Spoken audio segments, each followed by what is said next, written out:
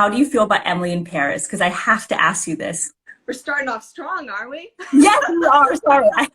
While people are joining, how do you feel about Emily in Paris? I think it's a fun show to pass the time, but I do have some issues with it.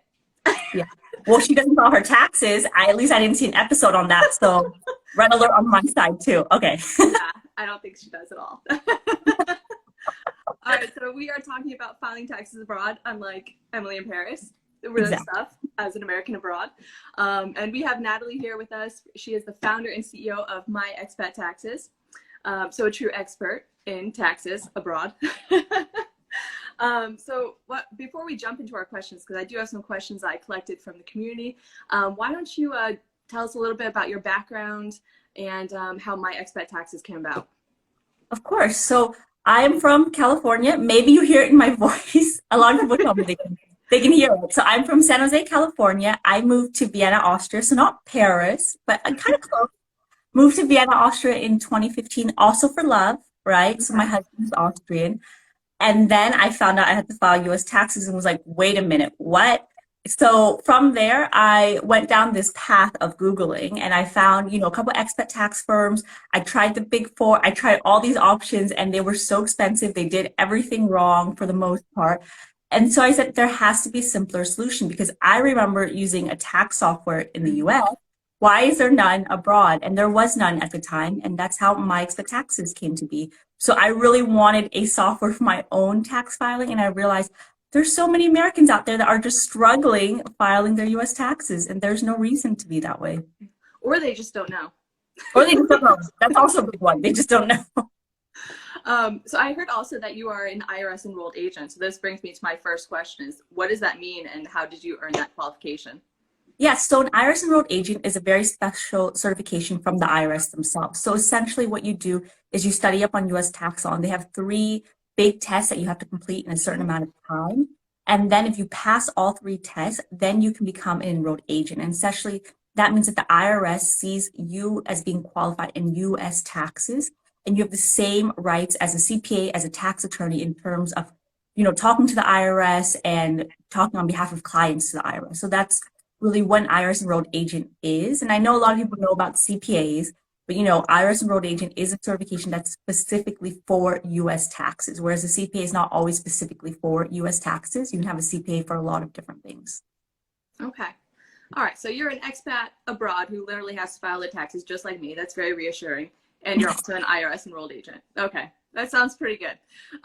So I have a bunch of questions here. If you are joining us live, we're talking about filing taxes abroad as an American. And you feel free to add some questions in. Well, if we have time, we'll get to those as well.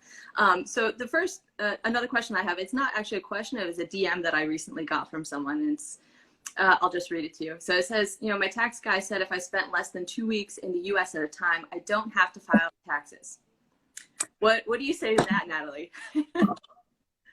Well, if you earned no income and you were also, no, it doesn't even matter if you were in the US or not. If you earn no income, then no, you don't have to file US tax return. If you earned under the filing threshold, yeah, you don't have to file US tax return.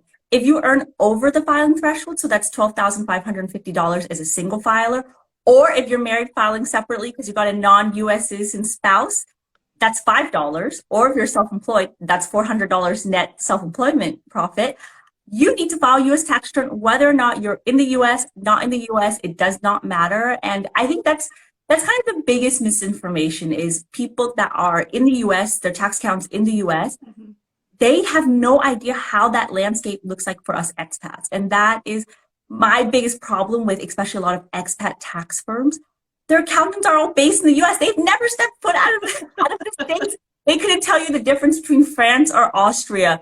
Right? I mean, yes, they're probably good at US tax law, but expat taxation is so specialized. And I'm not hating, right? I'm not, but I would love it if I told someone I lived in Austria and they wouldn't ask me, oh, are there kangaroos there? Oh,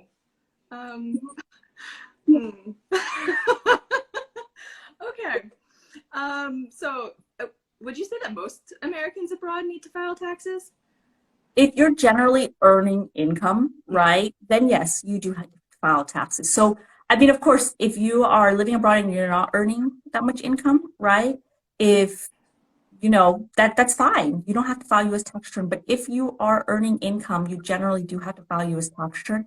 And even if you're not actively earning income every single year, if you have a lot of, money, and a lot isn't even that much because it's just over 10,000 US dollars in your foreign bank accounts or financial accounts, you have to file an FBAR, which is basically very much associated to a US tax return. But yeah, if you're working, you're earning money, you have assets abroad, you probably have to file a US tax return or at least an FBAR. And there's not really too much to get around that. And the thing is, earning income is not just being salaried or self-employed. It's your investment income, it's your rental income, it's your social security benefits, it's your pension, right? I have a lot of people say, oh, I'm just getting, 20,000 in dividends because I live off that passive income stream, right? And I'm like, well, you still have to file a tax return for that. You're still earning money. Yeah, that counts. And I know, especially since I'm married to a French citizen, I know there's a lot of people in my community in that situation. I don't want the IRS to touch him, so I file him as like NRA spouse, and then that threshold is like $5. Yep. As soon as you have $5, you have to file. You want to file. Yeah. So going off that, someone asked, will I always file taxes living in France? What if I become a dual citizen?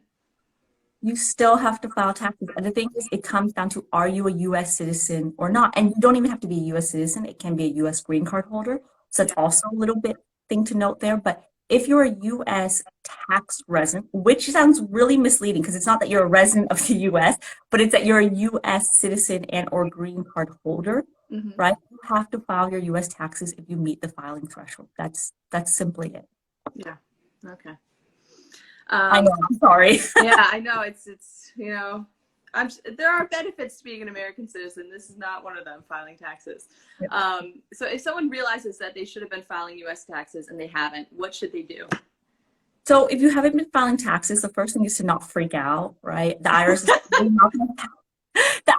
probably not going to pound on your door and, demand that you file right away. If you have a lot of US assets, maybe, but for the most part, the IRS, they're kind of waiting for you to become tax compliant, and they do have programs. So it's called the Streamlined Filing Compliance Program. It's an amnesty program. So eventually, even if you haven't been filing for 10, 20 years, it doesn't matter. You just have to file 3 back years of your taxes, 6 back years of your foreign bank account reports, and then you're compliant. You're all caught up. And obviously, you still have to file the current year. You have to file every year after.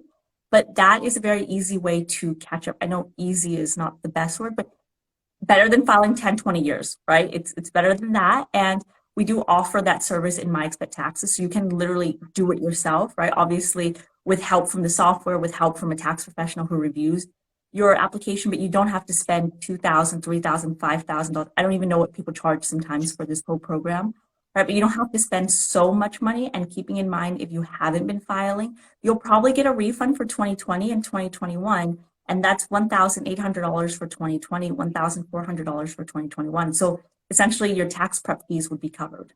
Okay. That sounds reasonable. And there's no penalty for that. No penalty. That's an amnesty program, so it's really penalty free if you're eligible for it. But most expats are eligible as long as you weren't, willingly trying to hide everything from the IRS, right? And do tax evasion, which I don't think too many of us expats are. Yeah. Right? We're not like the wealthy expats that's what the IRS thinks of, right? We're just normal, everyday people that decide to leave the US. Yeah, and we just didn't think that we would have that obligation leaving the US. I mean, for most countries, they don't have that obligation. Yeah. Yes. So here's a different question. Please explain double taxation for high earners living abroad. This is a question I got from Stephanie. Yeah, so essentially, first, double taxation shouldn't necessarily happen because double taxation means you're taxed twice on your income. It can happen in some rare instances, right? So one instance I would call out is if you are self-employed in a country without a certain tax treaty that basically says that you don't have to pay self-employment taxes twice. That can happen, that maybe you're in Singapore, you're self-employed, and you have to pay self-employment taxes there, and then the US asks you to pay self-employment taxes. That's one double taxation issue. Another one could be if you have a foreign corporation, and in that case, there are some rare instances where there is double taxation. But aside from those, there's not really double taxation. So if you're a high earner, it can be that you do pay tax. So if you're a high earner in Singapore, in Hong Kong, in, Dubai, and you're not paying that much income tax there, and then you make over, the 100K threshold about for the foreign earned income exclusion. So an example is you make 200K, you use the foreign earned income exclusion, you exclude about, maybe 120K, you still have to pay tax on that remaining 80K, right? So yeah, you'll pay the difference to the US, but you're not necessarily double taxed because you didn't pay tax in your local country. Because if you did pay tax in your local country, you can always claim a credit for those taxes paid on your US tax return. So I think for high earners, yes, you can see tax on a US tax return, especially if you don't pay a lot of taxes in your local country, but it's not really double taxation. It's just, the US expects you to be taxed at a certain rate, and if you don't pay that much in your foreign country, they will definitely take the difference. Okay. Yeah, everyone wants a little piece of the pie, I guess. Everyone wants a piece of that pie, especially the Irish. So what are the ways that you can, I guess, avoid being doubly taxed? What are there's foreign income, what you so I know, they're a mouthful. The main things is the foreign earned income exclusion. That is Form 2555. And that essentially excludes about 100K of your foreign earned income, right? So it has to be earned. So salary, self-employment has to be abroad, right? So you have to work abroad, not work from the US. That is a way to stop double taxation, or US taxation, let's put it that way. Another one is foreign tax credit. Whatever taxes you pay in your local country, claim it as a credit on your US tax return. And then, you can literally claim it as a dollar for dollar credit. So you pay 5,000 euros in France, you can claim that on your US tax return. So if your bill were 5,000 US dollars, you would claim whatever taxes you paid in France, and you wouldn't have to pay more to the US. And then the last one is a tax treaty. So that's for income that you don't pay income taxes on, right? So like Social Security payments, you probably don't pay income taxes in your local country on that, and it's not earned income. So you would look at a tax treaty to say, okay, actually this income is only taxable in the US, or it's only taxable in France. So those are kind of the three main benefits to look at. I will add, there's another situation that is a little bit more common on double taxation. It's if you're a high earner and you make investment income on the side, you can see some taxes on there that you cannot take foreign tax credits for. So I have a little call. There's always something, right? There's always something. People don't get double tax. Most are fine. They're filing a tax return that either results in no taxes owed or a refund. Okay. So for the foreign earned income, there is like a specific amount that you can exclude, but for the tax credits, it sounds like there's not really a limit there. No, whatever you pay in your local country, you can take as a credit on your US tax return. Now, the only issue with the foreign tax credit is it's so much math involved, because the way the IRS looks is there's different buckets of income. And I won't go super into it, but basically, if you pay taxes on your French salary, you can't claim those taxes on your US investment income, right? So like, it's really, okay, if you pay French salary taxes, you can claim, income taxes on your salaried income, but you can't claim it on your investment income. So that probably makes no sense. Basically, it's a little harder to use, and you have to know kind of what buckets you have to put your foreign tax credits in, and you have to get your calculator out. Yeah. Obviously, do that automatically for you in MyExpatTaxes. But that is why some people kind of stay away from the foreign tax credit, because it is more beneficial in the end most of the time. It's just, like I said, a lot of effort. Yeah, I could see that. Math was not my my best subject in school. All right, well, going into investments, someone did want to know, how do retirement contributions to like a Roth IRA work while abroad? Yeah, so you can still contribute to an IRA from abroad. There's just a couple things you have to keep in mind as an expat. So one is how much you can contribute to an IRA depends on the lower of the annual limit per year, so it's around $6,000, or your taxable compensation. Now, some math here. If you have 100K of salary, foreign salary, you use the foreign earned income exclusion to exclude that 100K of foreign salary from your US taxation. Well, now you have 100K minus 100K equals 0 taxable compensation. So you can not contribute anything. So that is something to watch out for. So if you're using the foreign earned income exclusion and you're contributing to your IRA, think twice. You're probably not really supposed to contribute, but there's ways to fix that. There's always a way to fix things on a tax return. It's really just, talking to a tax professional and you know, in MyExpatTaxes, if you do that, we'll give you a huge alert saying, hey, you can't contribute, or, you know, talk to a tax professional so we can figure out a way to allow your contribution. The other one is the married filing separately, which is not fun. But, you know, you're married filing separately because we are married to non-US citizens and they do not want to be involved whatsoever on our US tax return. And so if you are trying to contribute to a Roth IRA, if you basically make any money, you can't really contribute, because if you make $10,000 or more, you just cannot contribute. They think that you're a high earner, which makes no sense. There is a way around that for anyone listening. It is a backdoor Roth IRA contribution where you contribute to a traditional and you roll it over to a Roth. I'm getting super into it. We have a whole YouTube video on it. I love the topic. But my main thing there is, yes, you can contribute to IRAs from abroad. You need to understand what you can contribute. There is always a way to fix things. You might have to talk to a tax professional to figure it out. But basically, if there's a will, there's a way. All right, so there are ways to navigate around this. This is the kind of stuff that I did not know about this, because I have a Roth IRA that since I've been abroad, I have not touched it, because I'm like, I am not ready to figure out how that works from abroad yet. So I've just let it be. I guess I'm gonna need to check out that YouTube video to get started on that. You know what? Just let me see your tax return and I'll tell you if you can contribute or not. All right. But you're probably going to be doing a backdoor traditional to Roth IRA because you're married filing separately. Yeah. Okay. I'll do that. Don't worry. Don't worry. So how does taxing of short and long-term capital gains work if investing in the US? Same exact rate. So short term is pretty much taxed at ordinary income tax rates. Long term can be 15%, 20%. So if you're investing in, you know, the US market, in US mutual funds, in US investments, it's super easy because it's the same. You get some type of 1099 form from your financial institution. You plug it into MyExpatTaxes or whatever software you use, you know, and then you just report the income as such, and then you get the preferred tax rate. Now, one thing to watch out for is if you don't invest in the US and you invest in foreign mutual funds or foreign pooled investments, ETFs, can get a little dicey. I'm not going to get too much into it, but the main thing here is if you want to invest in foreign pooled funds, you should think about it a little bit more, because you will have something called a PFIF requirement. And it's basically this form 8621, and it's not fun because the US says, I don't like that you invest in these pooled funds outside. I'm going to tax you as much as I can. That's really what it comes down to. Again, ways to navigate around it, ways to optimize it. You just have to plan. And that's the main thing for us expats is we can have investments. We just have to plan, and we can't just do it, right? And, you know, if you're in the US market, it's the same. It doesn't matter. Okay. You keep saying these forms are not fun, Natalie. Are there any fun forms?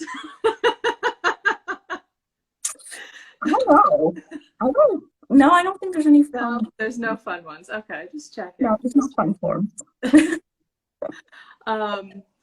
Oh, how is it different if you earn income in both places? This is a question from Heather, and I know that she's working in France and the US. How would that work? Yes, so it really depends. I think let's talk about the two different tax benefits, right? So if you're using the foreign earned income exclusion, the main thing there is, one, you cannot exclude any income that you earn while physically in the US with the foreign earned income exclusion.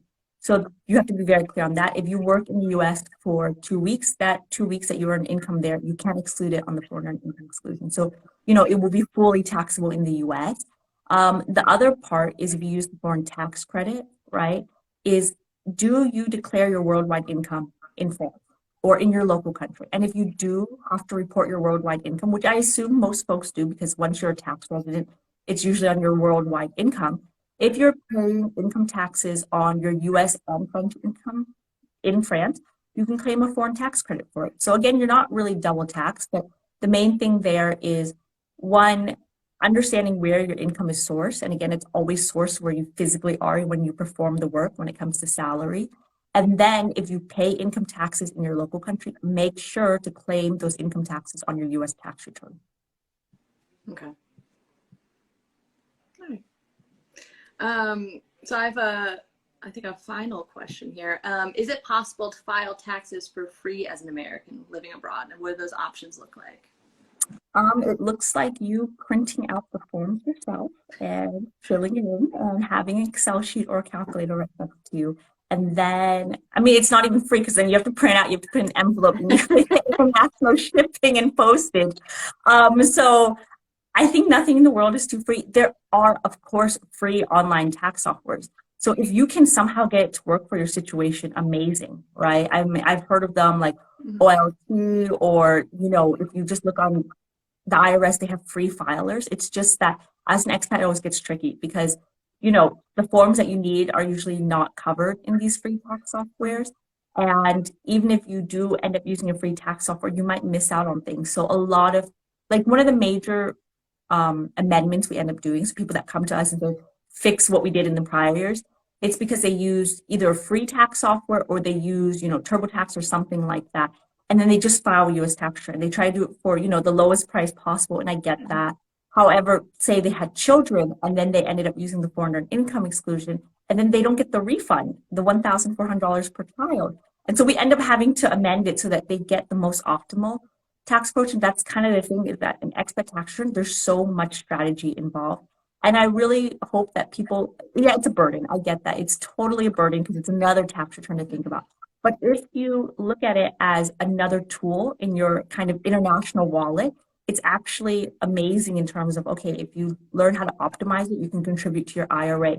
You could maybe still contribute to a US Social Security benefits account. You can get a refund for your children. You can get the stimulus payments. So while you might want to do it for free, and you totally can, right? If you find a software that works for you, amazing.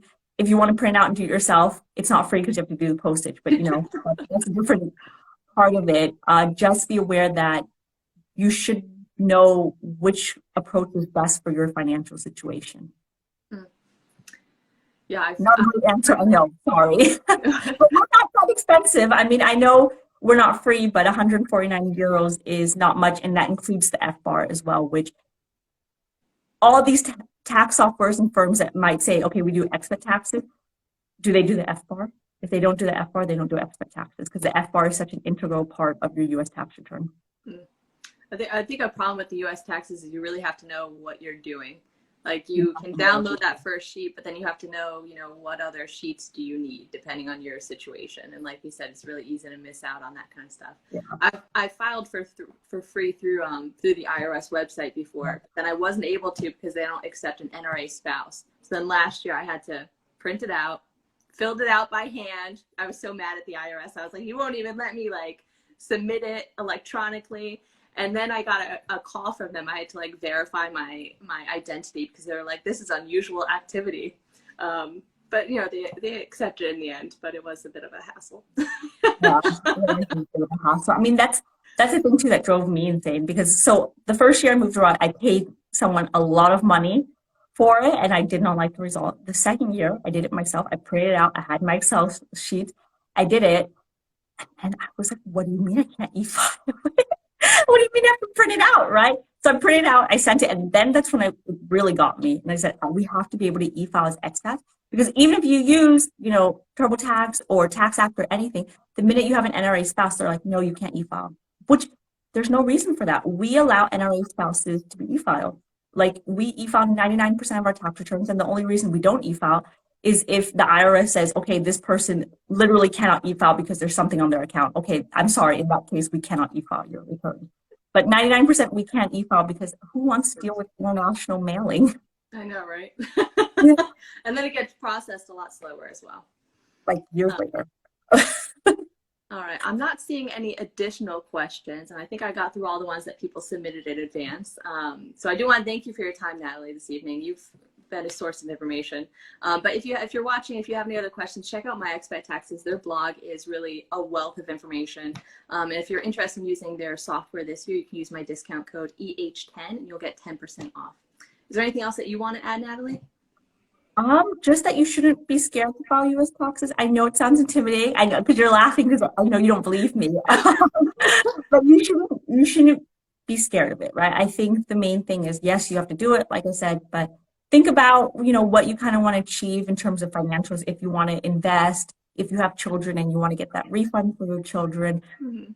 You can even use your US tax return to lower your student loan repayments, right? Because if you use the foreign earned income exclusion, you can get your AIG adjusted gross income down to 0 or very low, where you don't have to repay back your student loans right away. So again, it can actually be very useful if you think about what you want to do with your US tax return. And then, if you find a good partner, obviously MyExpatTaxes is there for you. There's other firms, there's other tax softwares, right? If you find a good partner, then it should be fine. Or you can go out and figure out, the tax rules. It's a lot to read, but I think interesting, but probably just me. It shouldn't be intimidating. And the IRS is not out to get you. That's kind of number one. They are there to help you. I know you don't believe that, but they are. Definitely are. I talked about it. They're definitely there to help If you say so. If you say so. All right. Well, thank you so much. And I hope you enjoy the rest of your evening. You as well. Talk to you later. Bye. Bye.